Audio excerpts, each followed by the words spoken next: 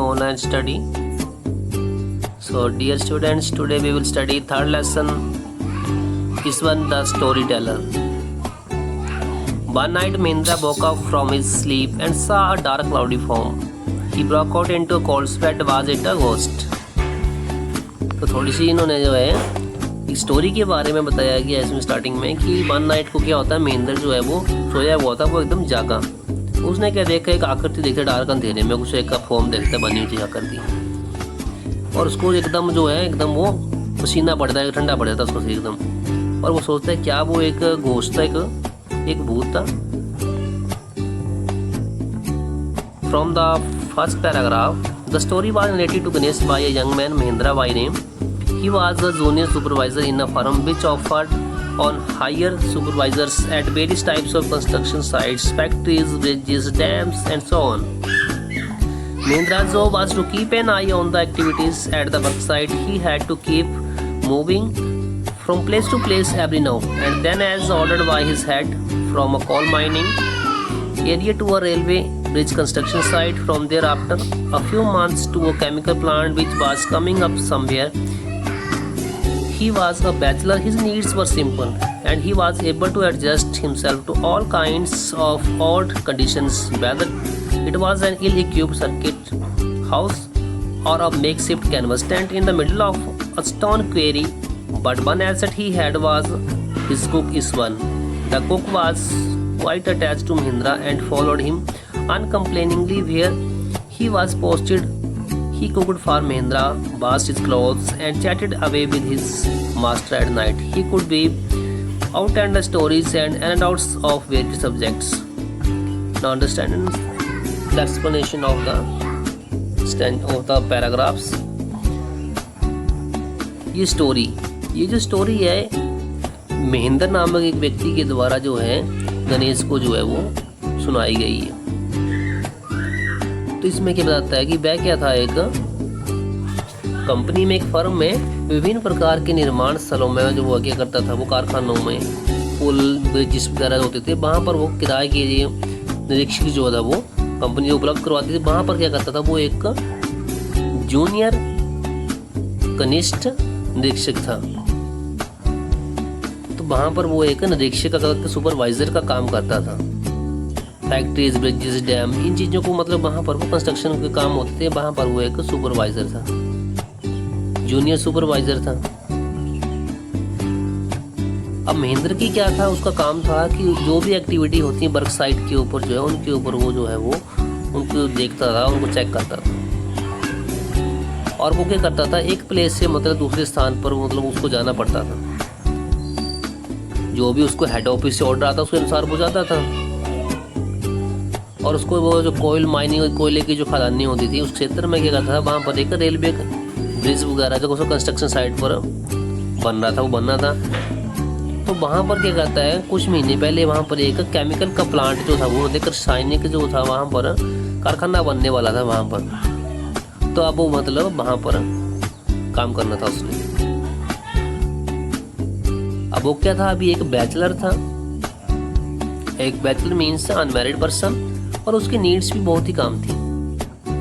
अब वो लेकिन अब वो एबल था, हर प्रकार की और कंडीशन हो चाहे उनमें अपने आप को एडजस्ट कर लेता था, चाहे उसके पास जो है वो इक्विपमेंट जो वो कम हो, अच्छे ना हो उसके पास, और क्या था अपने लिए वो मतलब कैनवस वगैरह, टेंट वगैरह बनाया करता था और काम किया करता था मिडल में स्टोन क्यूरी में, तो काम करता था वहाँ पर। अब वो कुक भी था, उसके पास क्या था, एक उसके कुक भी जुड़ा था उसके साथ, महेंद्र के साथ जुड़ा हुआ था। वो मतलब बिना शिकायत किए हुए उसके साथ काम करता था, जहाँ उसकी पोस्ट होती उसके साथ चला जाता था। अब ही कुकड फॉर महेंद्र, अब वो महेंद्र के लिए खाना बनाया करता था, उसके बाद से उसके कपड़े साफ करने, उसने उसके साथ बातें करनी रात्रि में, ऐसे काम किया करता था, और बिना एंडलेस स्टोरी सुनाया करता था। वो मतलब कभी ना ख़त्म होने वाली अलग अलग विषयों के ऊपर जो है ख़त्म ना होने वाली कहानियाँ वो अपने आप बना लेता था, वो वेरियड सब्जेक्ट के ऊपर। From the next paragraph, Ishwar also had an amazing capacity to produce vegetables and cooking ingredients seemingly out of nowhere in the middle of a desolate landscape with no shops visible for miles around, he would miraculously conjure up the most delicious dishes made with fresh vegetables within an hour of arriving at the zinc seat shelter at the new workplace. तो यहाँ पर बताया जा रहा है कि जो है इस वन क्या करता था, उसमें क्या थी, एक अमेजिंग कैपेसिटी थी प्रोड्यूस करने की। मतलब वो क्या करता था कि बिना दुकानों वाले जो कुछ स्थान ऐसे होते थे, वहाँ पर क्या करता था, वहाँ कुछ दुकानें नहीं होनी, वहाँ पर उसने क्या करना, वेजिटेबल्स और खाना बनाने वाली वो अन्य चीज़ें वो मतलब वहाँ पर उपलब्ध करवा देता था।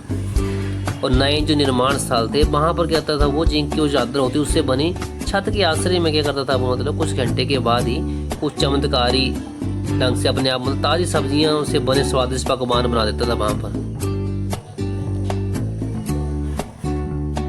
From the next paragraph, Mahendra would be up early in the morning and leave for work after breakfast, carrying some prepared food with him. Meanwhile, Iswan would tidy up the set, wash the clothes, and have a leisurely walk, pouring several buckets of water over his head, muttering a prayer all the while. It would be lunchtime by then. After eating, he would read for a while before dozing off. The book was usually some popular Tamil thriller, running to 100 pages. Its imaginative descriptions and narrative flourishes would hold one in thrill.